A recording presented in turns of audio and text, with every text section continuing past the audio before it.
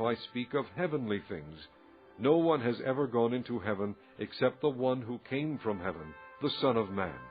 Just as Moses lifted up the snake in the desert, so the Son of Man must be lifted up, that everyone who believes in him may have eternal life. For God so loved the world that he gave his one and only Son, that whoever believes in him shall not perish, but have eternal life. For God did not send his Son into the world to condemn the world, but to save the world through him. Whoever believes in him is not condemned, but whoever does not believe stands condemned already, because he has not believed in the name of God's one and only Son. This is the verdict. Light has come into the world, but men love darkness instead of light, because their deeds were evil. Everyone who does evil hates the light, and will not come into the light for fear that his deeds will be exposed. But whoever lives by the truth comes into the light, so that it may be seen plainly that what he has done has been done through God. After this, Jesus and his disciples went out into the Judean countryside, where he spent some time with them and baptized. Now John also was baptizing at Aenon near Salim, because there was plenty of water, and people were constantly coming to be baptized. This was before John was put in prison. An argument developed between some of John's disciples and a certain Jew over the matter of ceremonial washing. They came to John and said to him, "Rabbi, that man who was with you on the other side of the Jordan, the one you testified about, well, he is baptizing, and everyone is going to him." To this John replied, "A man can receive only what is given him from heaven. You yourselves can testify that I said, 'I am not the Christ, but am sent ahead of him.' The bride belongs to the bridegroom. The friend who attends the bridegroom waits and listens for him, and is full of joy when he hears the bridegroom's voice. That joy is mine, and it is now complete.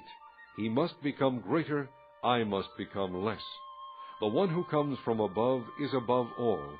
The one who is from the earth belongs to the earth, and speaks as one from the earth. The one who comes from heaven is above all. He testifies to what he has seen and heard, but no one accepts his testimony. The man who has accepted it has certified that God is truthful.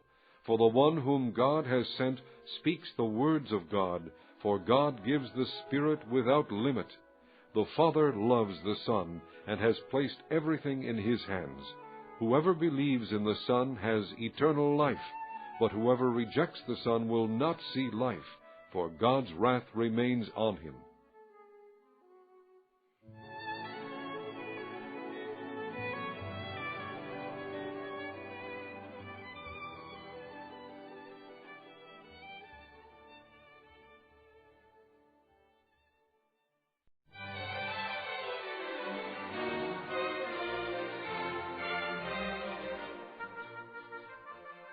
Chapter 4. The Pharisees heard that Jesus was gaining and baptizing more disciples than John, although in fact it was not Jesus who baptized, but his disciples. When the Lord learned of this, he left Judea and went back once more to Galilee. Now he had to go through Samaria, so he came to a town in Samaria called Sychar, near the plot of ground Jacob had given to his son Joseph. Jacob's well was there, and Jesus, tired as he was from the journey, sat down by the well. It was about the 6th hour. When a Samaritan woman came to draw water, Jesus said to her, "Will you give me a drink?" His disciples had gone into the town to buy food. The Samaritan woman said to him, "You are a Jew, and I am a Samaritan woman. How can you ask me for a drink?" For Jews do not associate with Samaritans. Jesus answered her, "If you knew the gift of God and who it is that asks you for a drink, you would have asked him, and he would have given you living water." "Sir," the woman said, "you have nothing to draw with, and the well is deep. Where can you get this living water? Are you greater than our father Jacob, who gave us the well and drank from it himself, as did also his sons and his flocks and herds?" Jesus answered, "Everyone who drinks this water will be thirsty again, but whoever drinks the water I give him will never thirst. Indeed, the water I give him will become in him a spring of water welling up to eternal life." The woman said to